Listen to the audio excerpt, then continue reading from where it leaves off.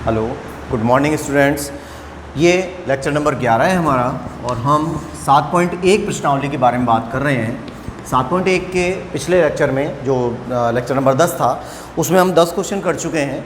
अब ये 7 क्वेश्चन कर चुके हैं, ठीक है। और अब हम आगे बढ़ रहे हैं इसमें। तो 8वां क्वेश्चन है और वो बिल्कुल सिंपल है, ये आपको खुद करना है। सेक एक्स डिग्री, जैसे साइन एक्स डिग्री का आया था वैसे ही सेक एक्स डिग्री आ गया। तो पहले श्रृंखला नियम बन रहा है, सेक एक्स का करेंगे, फिर एक्स डिग्री की वैल्यू आपको बताई थी पाई एक्स अपॉन 180 होगा, उसके अकॉर्डिंग आप इसको रख देंगे और सॉल्व कर देंगे, ठीक है। नेक्स्ट है क्वेश्चन नंबर 9 में। जब क्वेश्चन नंबर 9 में आते हैं, ये 8 है। 9 में लॉग अंडर रूट, देखिए सिंपल है बिल्कुल, अभी किया था उसी के अकॉर्डिंग है। 1 प्लस साइन एक्स और 1 माइनस साइन एक्स। तो बस इस साइन की जगह पर कॉज ही तो था, है ना। लास्ट क्वेश्चन अभी हमने किया था जब, तो log under root 1 plus sine x और 1 माइनस साइन एक्स आ रहा है। तो जब ये वैल्यू हमको मिलती है तो आप एज इट इज़ करेंगे जैसे पिछला वाला किया था, इसको भी अब आप खुद करेंगे। अब मैं कर रहा हूँ क्वेश्चन नंबर 10। तो क्वेश्चन नंबर 10 है, पहले हम उसके बारे में बात कर रहे हैं। नंबर 10 है log x plus under root x square plus a square.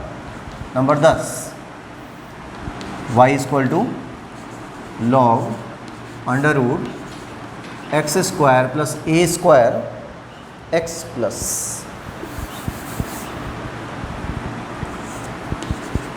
Plus under root x square plus a square upon a है, ठीक है। ये एकदम नॉर्मल काम है, कोई ख़ास काम इसके अंदर है नहीं। लॉग ए, ये जो 1 अपॉन में ए आ रहा है, 1 अपॉन में ए आया है, 1 अपॉन ए कॉन्स्टेंट है, ठीक है। तो ये कोई रोल नहीं निभा रहा है। अगर अवकलन करेंगे तब भी शून्य हो जाएगा, तो इसलिए ये अवकलन का कोई रोल नहीं निभा रहा। तो हम क्या कर देते हैं, इसके लिए थोड़ा सा एक शॉर्ट काम कर लेते हैं कि y इक्वल टू, इसमें आप लॉग की प्रॉपर्टी लगा लें, थोड़ा शॉर्ट हो जाएगा। लॉग की प्रॉपर्टी क्या है, लॉग में अगर कोई 2 डिजिट हैं आपके पास और दोनों डिजिट इस प्रकार से हैं, है ना, लॉग m अपॉन n में आ रहा है, तो जब आप इसको लॉग के नियम के अनुसार खोलते हैं तो ये इसी प्रकार से तो होगा, इसी प्रकार होगा, log m minus log n आएगा, ठीक है।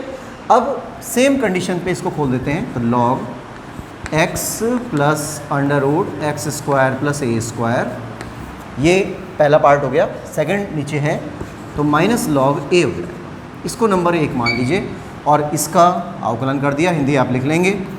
फिर dy by d x equal to log x, ये पूरा x है, तो लॉग x का क्या होता है 1 upon x plus under root x square plus a square हो गया, ठीक है। लॉग x का है ये, तो 1 अपॉन एक्स हो गया। फिर आप x का करेंगे, तो 1 आएगा।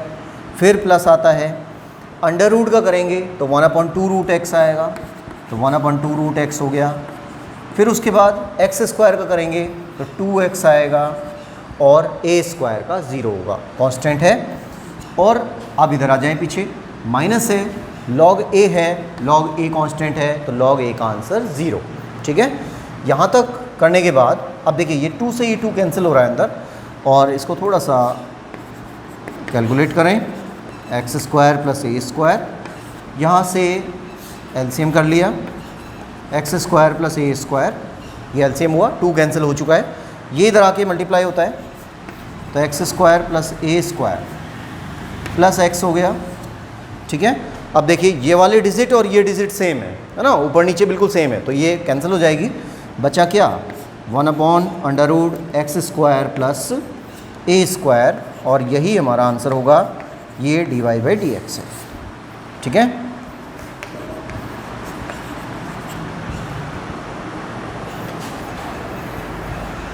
Question number 11, y equal to log x square plus x plus 1 और x square minus x plus 1, ठीक है। अब देखिए इसको कैसे करें, श्रृंखला नियम से भी कर सकते हैं, आप चाहें तो डायरेक्ट भी कर सकते हैं, श्रृंखला नियम का यहाँ कोई ज़्यादा रोल रहेगा नहीं, तो डायरेक्ट अवकलन कर देते हैं। समीकरण 1 का x के सापेक्ष अवकलन करने पर, ठीक है, डायरेक्ट करिए इसको, तो dy बाई डी एक्स आया। अब देखिए log x, ये पूरा x है ना, log x का होगा 1/x। तो 1/x की बजाय ये नीचे वाला तो ऊपर लिख दें और ऊपर वाला नीचे लिख दें, तो उल्टा हो जाएगा। तो यही काम कर रहे हैं हम, x² - x + 1 अपॉन में x² + x + 1 लिख दिया, कोई प्रॉब्लम नहीं है। ठीक है, समझ में आ जाएगी ना बात। ये log x का 1/x होता है, तो इसको आप 1 में करेंगे तो इनको उल्टा कर दिया मैंने और यहाँ लिख दिया, एक ही बात है।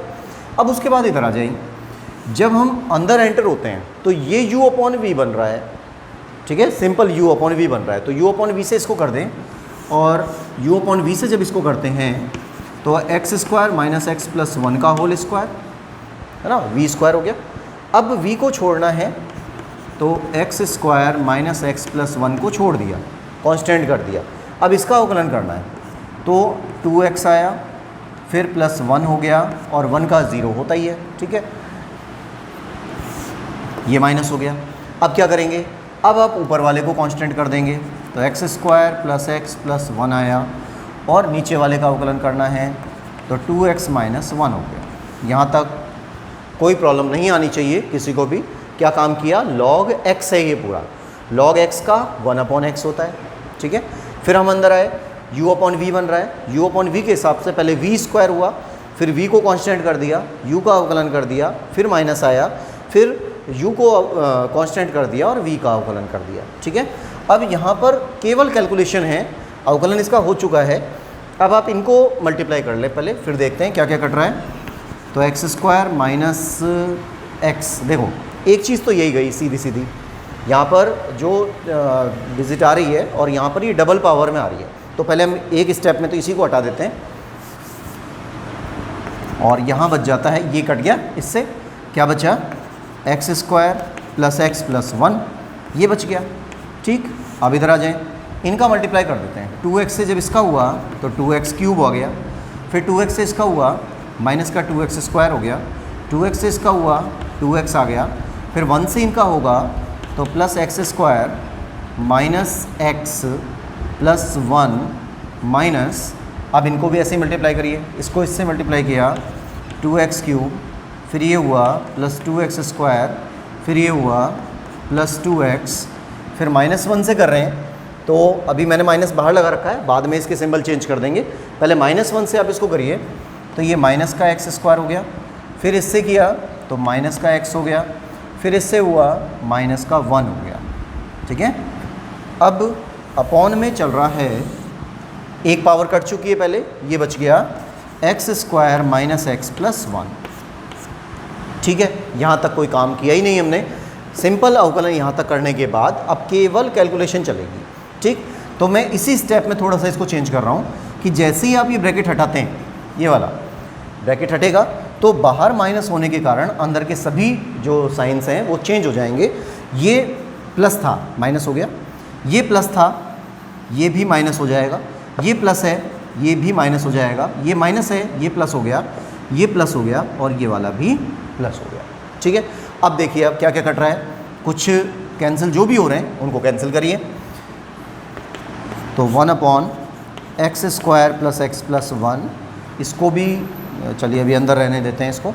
ये 2x³ है, यहाँ पर माइनस का 2x³ है, इस वाले से ये कैंसिल हो रहा है, काट के आपको नहीं दिखाना है, मैं थोड़ा सिंबल के तौर पे काट रहा हूँ। यहाँ पर 2x² माइनस का है, 2x² माइनस का है, तो -4x² आ गया, प्लस 2x है, -2x है, ये भी कैंसिल हो जाएंगे, फिर x² प्लस है, x² प्लस है, तो +2x² हो गया, -x है, वहाँ पे +x है, ये भी कैंसिल हो गया, +1 है, +1 है, तो ये +2 हो जाएगा। ठीक है, अब इधर आ जाएं, x² - x + 1। अब देखें एक चीज़, ये है माइनस का 4x² है ना, और ये प्लस का 2x², वैसे आप यहाँ भी कर सकते थे इसको, तो इनको भी हम कैंसिल कर ही लेते हैं, और यहाँ से हमें मिल जाता है -2x²। ठीक है, कोई प्रॉब्लम नहीं है यहाँ तक, ये कैलकुलेट हो रहा है सारा, अवकलन केवल यहाँ तक था, अब बाकी सब कैलकुलेशन चल रही हैं। अब इसमें ये वाला जो पार्ट है, इसमें से केवल आप 2 कॉमन निकाल सकते हैं, बाकी और कुछ नहीं है। अगर 2 कॉमन निकाल लेते हैं तो ये बन जाएगा, 2 हमने कॉमन निकाला, 1 - x² लिख दीजिए इसको, 1 माइनस एक्स स्क्वायर। प्लस वाले को पहले लिख दिया और माइनस वाले को बाद में लिख दिया, ठीक है।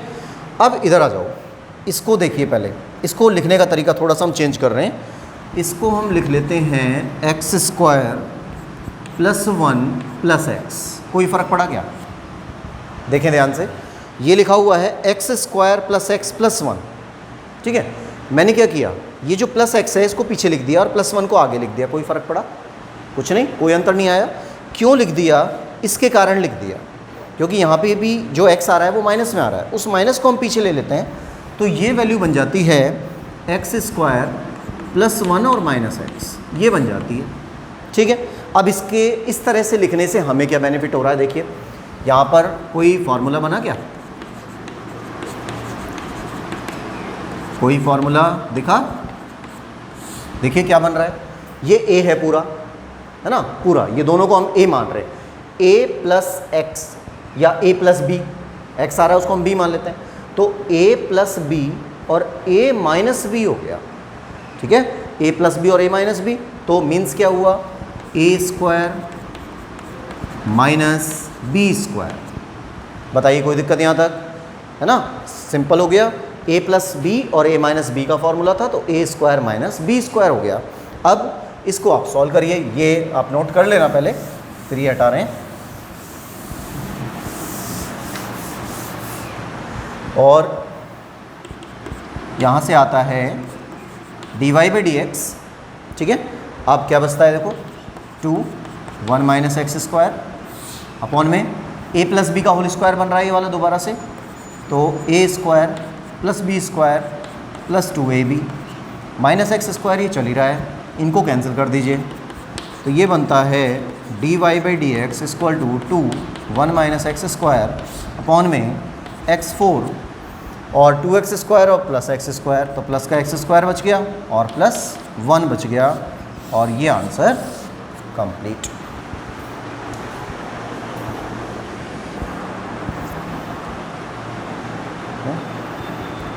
नेक्स्ट है question number 12, y equal to 10 log root 1 plus x square. ये भी वही श्रृंखला नियम का ही है, यहाँ पर ब्रैकेट लगाया हुआ है, आप चाहें तो यहाँ भी लगा सकते हैं।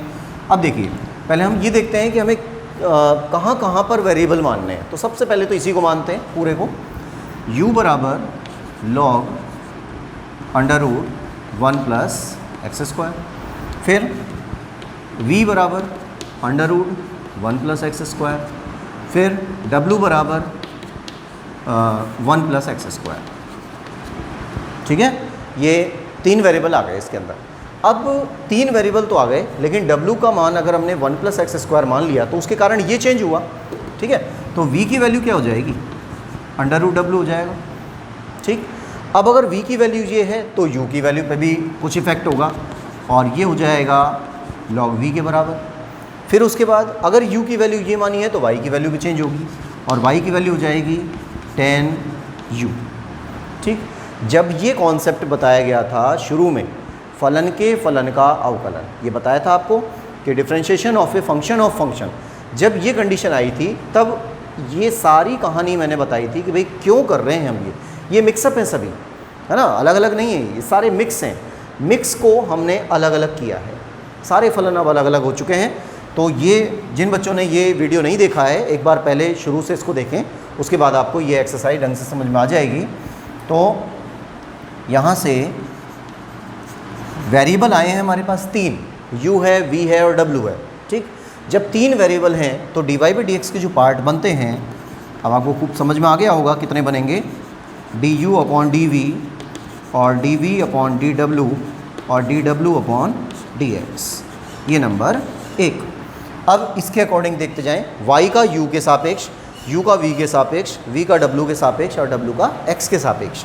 तो पहले हम कर रहे हैं y का u के सापेक्ष, ये रहा y बराबर 10u, तो dy बाई डी एक्स, वो du u के सापेक्ष हो रहा है, 10u का सेक स्क्वायर u, ठीक है। u का v के सापेक्ष, u का v के सापेक्ष ये रहा, तो u बराबर log v, तो du अपॉन dv हो गया। अब log v का होता है 1 अपॉन v, ये ठीक है।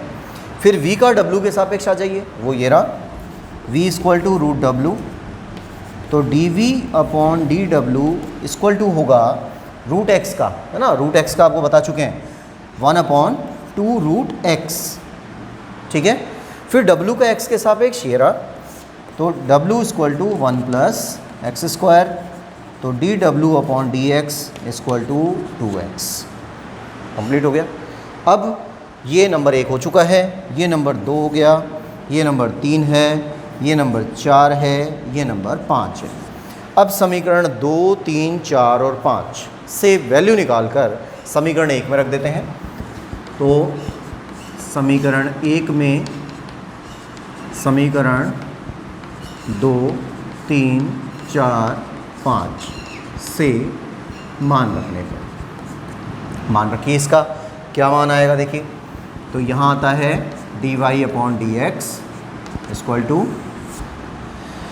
सबसे पहले sec² u, तो sec² u आ गया। फिर 1/v, तो 1/v आया। फिर है 1/2√w है, ये आ गया। फिर 2x है, ये आ गया, ठीक है। यहाँ तक कोई प्रॉब्लम नहीं है। अब इनमें वैल्यूज़ डालनी है हमको, u और v का जो मान है वो प्रतिस्थापित करना है। तो u तथा v का मान प्रतिस्थापित करने पर, प्रतिस्थापित करने पर रखी मान क्या आएगा, तो dy/dx equal to sec² u, है ना, u की वैल्यू है log √1 + x², ये वाला। तो sec² log √1 + x², 1/v, तो v की वैल्यू ये है। अब 1/, को मैं यही लिख देता हूँ, 1 + x², ये 1/v हो गया, ठीक।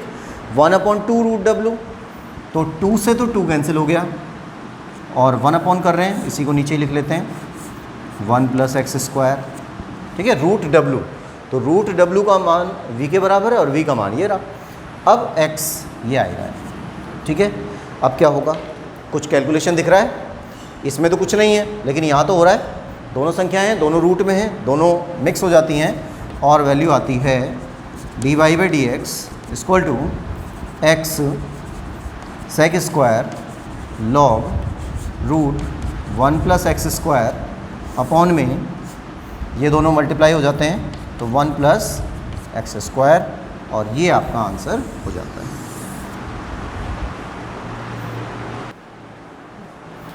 अगला क्वेश्चन है number 13, y equal to a की पावर 10 3x। देखिए इस टाइप के क्वेश्चन भी हम कर चुके पहले, है ना, तो वही कंडीशन है, यहाँ पर भी आप मान लेते हैं कि माना u = 10 3x और v = 3x, ठीक है। हालांकि खैर इतना मानने की ज़रूरत नहीं है, अगर कोई डायरेक्ट भी करना चाहे तो आराम से हो रहा है, बहुत शॉर्ट क्वेश्चन है, पर फिर भी हम इसी तरीके से कर रहे हैं अभी। तो ये u 10 v हो जाएगा, क्योंकि v की वैल्यू हमने 3x मानी है, तो ये आ जाएगा। अब y की वैल्यू चेंज हो जाती है, y हो गया a की पावर u, ठीक है। तो dy/dx इक्वल टू क्या होगा, कितने पार्ट आएंगे, तो ये हो जाता है dy/du, du/dv, dv/dx, ये नंबर 1 हो गया। अब उसके बाद y का u के सापेक्ष, तो ये रहा y का u के सापेक्ष, y इक्वल टू a की पावर u, a की पावर u कॉन्सेप्ट कौन सा है, a की पावर x वाला, तो a की पावर x का अवकलन क्या होता है, dy/du, a की पावर x का क्या होता है, a की पावर x, ठीक है, और log a। अब log a लिख देते हैं, बेस में e आता है, पहले भी बताया था, तो अगर आप नहीं भी लिखते हैं तो कोई फ़र्क नहीं पड़ेगा, क्योंकि बाय डिफ़ॉल्ट e माना जाता है इसमें। फिर उसके बाद आ जाते हैं u का v के सापेक्ष, तो u का v के सापेक्ष ये वाला है, ये आ गया u = 10v, तो du/dv = 10v, मतलब sec² v हो जाएगा, है ना। फिर इधर आ जाएं, v = 3x हो गया, ये v की वैल्यू है। अब dv/dx = 3x का 3 होगा, ये नंबर 2 हो गया, ये नंबर 3 है, और ये नंबर 4 है। समीकरण 1 में मान रखते हैं, तो समीकरण 1 में समीकरण 2, 3, 4 से मान रखने पर इसका मान रख देते हैं तो वैल्यू मिलती है dy/dx इक्वल टू a की पावर u log a और मल्टीप्लाई चल रहा है sec स्क्वायर v फिर 3।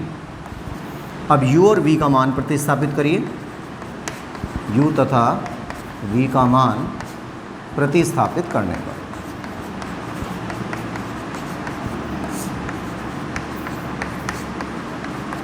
इसका मान रख देते हैं तो वैल्यू मिलती है dy/dx इक्वल टू a की पावर u। अब देखिए u की वैल्यू रखनी है तो a की पावर u का मतलब हो गया a की पावर 3x log a ऐसे ही चलेगा। उसके बाद sec स्क्वायर v की वैल्यू 3x है तो sec स्क्वायर 3x और 3 चल ही रहा है। ठीक है, ये आपका आंसर हो गया क्वेश्चन नंबर 13।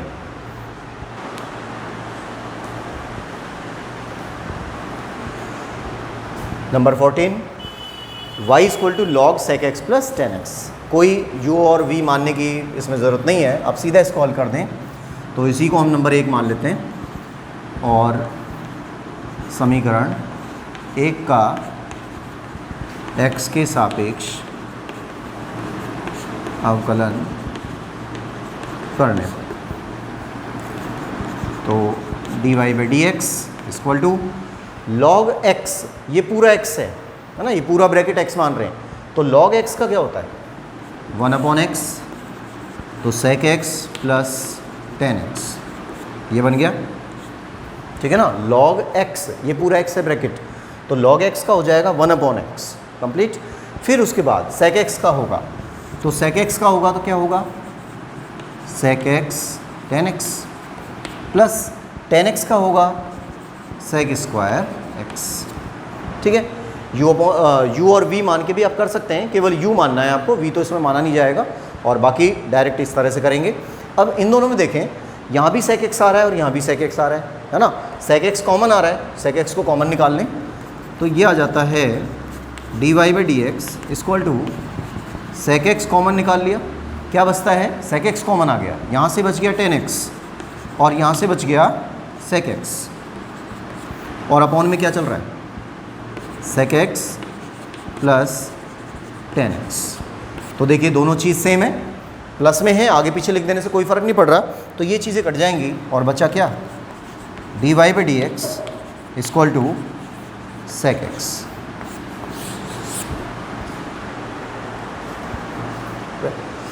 अब ये क्वेश्चन नंबर 14 आपने कर लिया। अब आ जाते हैं क्वेश्चन नंबर 15 पर। देख 15 है y equal to sine cube x into sine 3x। ठीक है, ये क्वेश्चन दिया हुआ है। अब देखिए ये क्वेश्चन लास्ट में दे दिया, लेकिन ये क्वेश्चन होना था सबसे पहले। इसमें कोई नियम नहीं लग रहा, कोई u इंटू वी नहीं चले, कोई मानना वगैरह कुछ नहीं है, सीधा सीधा u इंटू वी चल रहा है, केवल सिंपल u इंटू वी। दोनों फलनों का गुणा करना है। अब दोनों फलनों का आप गुणा करते हैं, इसको नंबर 1 मान लेते हैं और समीकरण 1 का x के सापेक्ष अवकलन करने पर अब देखिए क्या है dy/dx सिंपल चल रहा है, बिल्कुल सिंपल, u इंटू वी चल रहा है तो पहले पद को छोड़ दिया, कांस्टेंट मान लिया साइन क्यूब x, फिर दूसरे पद का अवकलन कर रहे हैं साइन 3x का, तो साइन 3x का क्या होगा cos 3x है ना, यहाँ श्रृंखला नियम बन रहा है, साइन 3x हो गया और साइन 3x को इस पूरे को x मानते हुए साइन 3x का cos 3x, फिर 3x का होगा 3 हो जाएगा, फिर प्लस लगाइए, फिर साइन 3x को छोड़ देते हैं, साइन 3x हो जाता है, कांस्टेंट है, छोड़ दिया इसको। अब साइन क्यूब x का करिए। ठीक, अब कई बच्चे यहाँ पर बड़े डिस्टर्ब होते हैं कि ये साइन क्यूब x का अवकलन कैसे होगा। इसके बारे में थोड़ा समझ लें कि साइन क्यूब x लिखा हुआ है ना, इस साइन क्यूब x को हम लिख सकते हैं साइन x का होल क्यूब। ठीक है, ये ज़रूर ध्यान रखना क्योंकि ये एक नॉर्मल चीज़ है, जैसे हमने 10वीं क्लास में भी की है, 11वीं में भी की है कि साइन क्यूब को हम ये लिख सकते हैं, आपने खूब देखा होगा साइन क्यूब अगर आपने नहीं भी देखा होगा तो साइन स्क्वायर थीटा तो देखा ही है। साइन स्क्वायर थीटा को हम साइन थीटा का होल स्क्वायर लिख सकते हैं। और इसका मीन्स ये नहीं है कि जो कोण हमको दिया गया है, जो थीटा दिया गया है उसका स्क्वायर हो रहा है, उसका स्क्वायर नहीं होता है। तो साइन स्क्वायर थीटा और साइन थीटा का होल स्क्वायर सेम बात होती है। तो जैसे ही यहाँ लिखा साइन क्यूब, तो उसको भी हम ऐसे लिख सकते हैं। अब फंक्शन क्या बन रहा है? फंक्शन बन रहा है x की पावर n, यहाँ पर x आ रहा है लेकिन 3 पावर आ रही है जो कांस्टेंट है, ये x की पावर n से होता है हमेशा इसका अवकलन। तो अवकलन क्या होगा? x की पावर n के अनुसार 3 मतलब n हो गया, फिर x और फिर n-1, तो n-1 का मतलब 3-1। समझ में आ रही बात? दोबारा देखिए, x की पावर n है, इसको x मानेंगे पूरे को ना, x की पावर n का n, x की जगह साइन x है तो x n-1 हो गया कंप्लीट यहाँ तक। अब अंदर आएंगे, फिर साइन x का होगा और साइन x का होगा तो क्या जाएगा? cos x। तो ये क्या बना? 3 साइन x का होल स्क्वायर, फिर 2 बच गया ना यहाँ से, और cos x ये है ही। तो इसको लिखने का तरीका अब हम डायरेक्ट यहाँ पे यूज़ कर रहे हैं कि साइन 3x को तो हमने कांस्टेंट कर ही दिया। इसका आंसर क्या होगा? पहले तो आ गया 3 को मैं यहाँ लिख देता हूँ, 3 यहाँ आया, साइन स्क्वायर x, तो साइन स्क्वायर x और cos x। ध्यान दीजिएगा, इस वाले पार्ट को आप साइड में नोट करेंगे और तब जाके ये क्वेश्चन पूरा होता है। और कुछ कॉमन दिख रहा है तो कॉमन निकाल लें, बाकी कोई खास काम इसमें है नहीं, आप इसको यहाँ भी छोड़ सकते हैं। अब जैसे 3 आ रहा है, साइन x आ रहा है ना, इनको कॉमन निकाल सकते हैं, बाकी कोई ज़रूरत है नहीं, पेपर लायक क्वेश्चन नहीं है ये नॉर्मल क्वेश्चन था। ठीक है, अब आप एक काम करना कि 7.1 आपका ये कंप्लीट हो गया है। 2 क्वेश्चन मैंने आपको करने के लिए दिए हैं, वो आपको खुद करने हैं। उसके बाद में अब 7.2 के लिए जब हम काम करते हैं तो 7.2 में हमारे पास इसका कॉन्सेप्ट आ रहा है इन्वर्स ट्रिग्नोमेट्री वाला। इन्वर्स ट्रिग्नोमेट्री के क्वेश्चंस मैं आपको पहले करवा चुका हूँ सभी लगभग, और इसको भी हम दोबारा एक बार करेंगे। तो आप एक बार खुद अपनी प्रश्नावली करके देखना, थोड़ा सा लॉजिकल बेस भी है और फार्मूला बेस भी है, इनको आप करके देखेंगे और उसके बाद नेक्स्ट वीडियो में हम 7.2 के बारे में बात करेंगे। ठीक है।